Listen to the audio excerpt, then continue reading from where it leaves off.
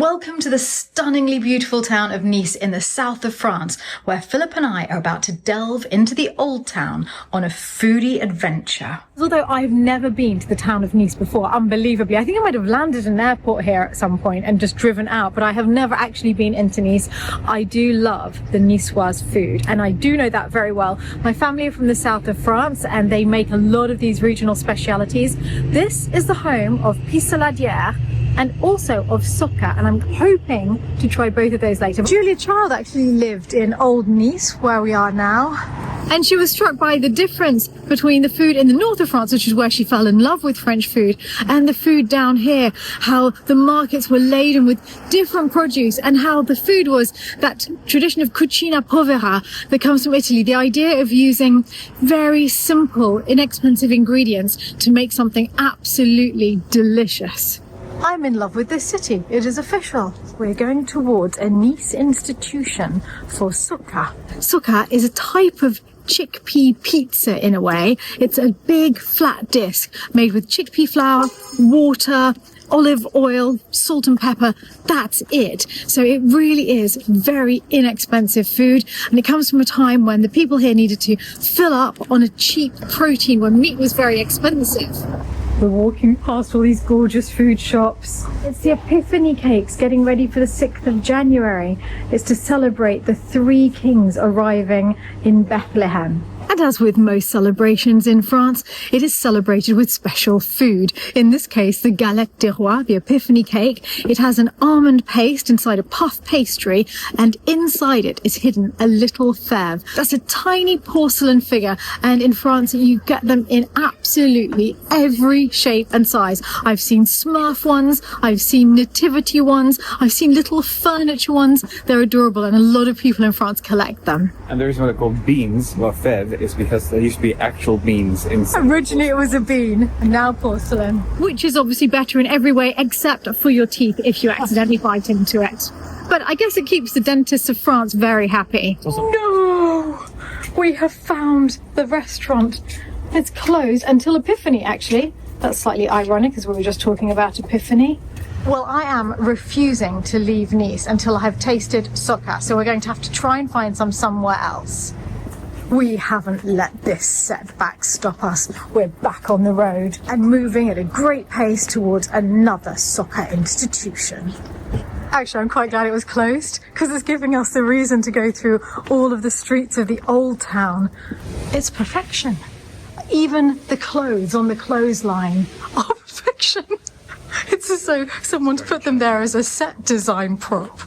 Oh, Le Péché Mignon. What a great name for a food shop. Péché Mignon is something you can't really translate into English. It's your cute little sin, like your favourite little pet sin in a way. So the pet sin of many people is gluttony. It's a great name for a food shop. Gorgeous marzipan fruit. Oh, everything looks too good. This is the other type of galette des rois. There's 2 different varieties. One is the one that I told you about with the almond paste and the puff pastry. And this is the other, covered in sugar. This one's a brioche with confit fruits. I've just had a little internal fight with myself because I want one of those cakes so badly, but they're quite big, even the smallest ones, and Philip can't eat any of it. And I just know that if I buy it, I'm going to spend the entire car journey ahead of us eating the entire cake. So I'm not going to get one. I think that your adorable little pet sin is tableware. Yeah. What do you mean, sin? What are you talking about? It's a virtue, not a vice. No alley too small in our search for socca. Unfortunately, this alley does smell as though it has also been used as the local urinal. I hope I have the chance to get some fresh sea air to rebuild the appetite after that. We're absolutely amazed. We were standing in the doorway looking at this beautiful church that we just walked past when the lovely man said, "Oh, it's okay, dogs are allowed, he can go in." So in we are. Yes, this is also a creature. This is his second church after the Chapel of St. Joseph at Lalande. Goodness, that's incredible. What a beautiful, beautiful church.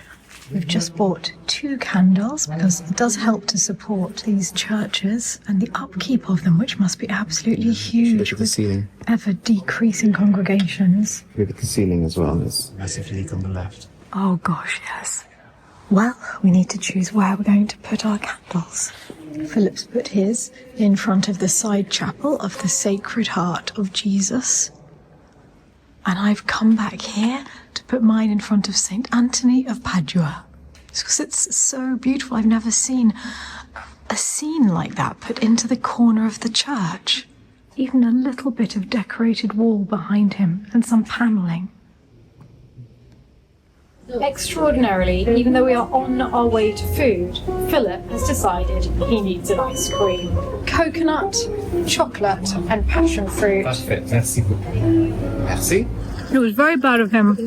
I don't know why he did that. You see, you just can't control him. It's so good. Passion fruit. So good. Homemade, she said. Everything. So good. Another little pet sin. This might be the best sorbet I've ever had. Have you hit the chocolate? I've had the coconut and I've had the I'm going to check it for you, just to Thank make you. sure you're not allergic to it. Wow. Yes, that's delicious. so good. We're nearly there. This should be just at the end of this little alley. My goodness, in that tiny alleyway, there's this huge church with the most magnificent facade. And again, this strikes me as very Italianate. I've seen the same things in the streets of Venice, where sometimes the facade is so grand and the road so small that you can't stand back far enough to see the beauty of it all. Well, my goodness, we have found the socca restaurant and we have found the queue, because this is the queue to eat the socca or other local specialities. Philip has been an angel. He and Galahad are holding a spot in the queue for us. Galahad's causing quite a stir.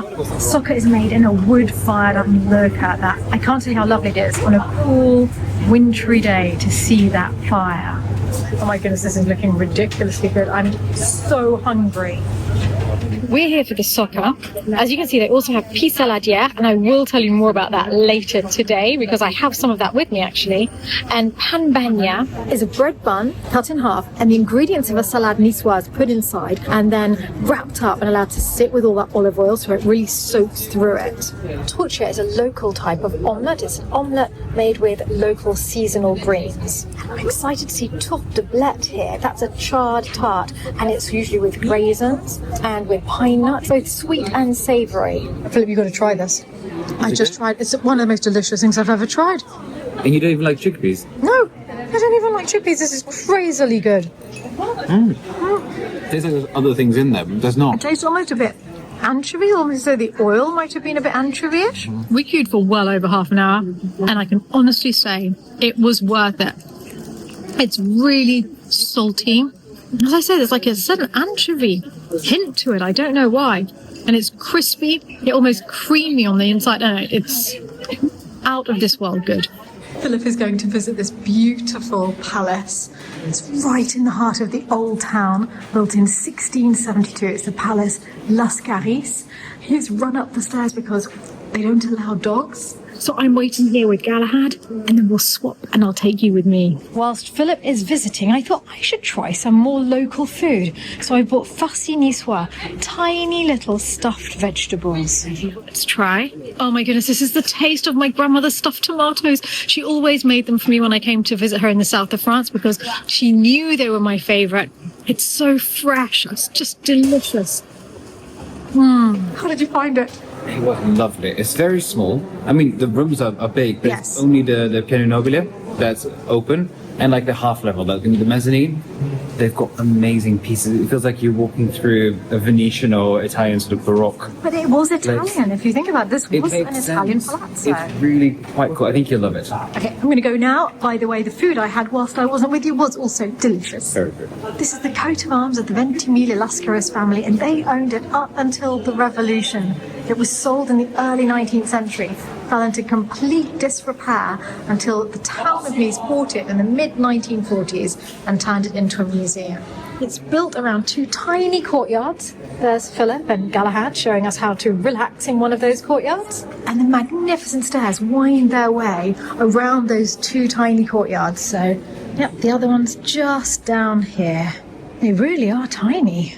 And we're heading up to the Palazzo Nobile, which is the second floor where the family would have lived. I still can't get over the ceiling. It's extraordinarily beautiful. Oh, how did they live in a house like this? Well, extremely well, it seems. Throughout, there are mythological scenes on the ceilings. Again, the decoration is very Italianate.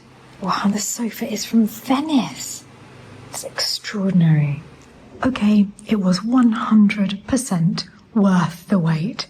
Have you ever seen A, bed like that, or B, a bed screen like this, with the caryatids, the cherubim, the glazed windows? It is utterly magnificent. The bed dates from the 1770s, and look at the condition that it's in. And a beautiful ceiling here too. And the ceiling depicts, I'm sure you'll see it straight away, Daphne and Apollo. Daphne is absolutely not interested in Apollo's advances, and the only way she can imagine to escape is to turn into a tree. And there she is, right at the moment of metamorphosis. The ceiling in this room is even more spectacular. And there you can see that there's a chariot. All of the horses are in disarray, and there is a man falling to the ground. That's Phaeton, who wanted to take over the job of driving his father's chariot across the sky, pulling the sun. His father, of course, was Helios, but Phaeton did not do a good job. He was about to take the sun off its correct course, and to prevent that from happening, Zeus struck him down with a lightning bolt. And this is that moment, with Phaeton falling to the ground. Real drama going on in the ceiling here. Well, we have consoles at Lalande. We have mirrors over them. I never realised until now that we needed prancing gilded figures either side of them. I feel that there's been something missing from my life for all of these years. There is even an absolute jewel of a chapel. Quite extraordinary. What a beautiful home. I am so glad that we took the time to come in here, even though we had to wait for each other. It's like an Italian palazzo in miniature, a jewel of the 17th century, and I am loving every second. But now I really must get back to Philip and Galahad. We have a very long journey ahead of us tonight because we are driving into Italy. And I won't spoil the surprise, but in my next video, I will reveal where our first Italian stop is. And it's somewhere that's going to prove, I hope, very, very delicious. The light's starting to go. We really do need to be on our way. What was your favourite thing? Was the bed? The bed. Oh, of course, the bed. Also, the two golden figures either side of the console. We're looping round to the car along the seafront, just as the sun's going down. What a perfect day.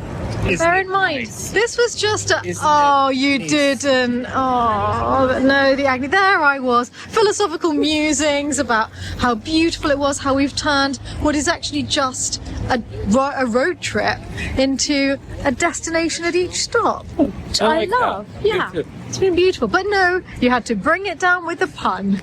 It's a bit like watching, I don't know, Cirque du Soleil or something. Do you think you're going to make it in? The coat's on the wrong side of the door. Thank you so much for your help, Steve. It must have been all that soccer you ate, darling. Come on, you can do it. Look at that. Oh, Houdini. And it's goodbye to Nice. Though we still have a little souvenir of Nice in the car that we didn't even get here. It's the pizza saladière that I said I'd tell you more about. And this is an absolute Niçoise speciality.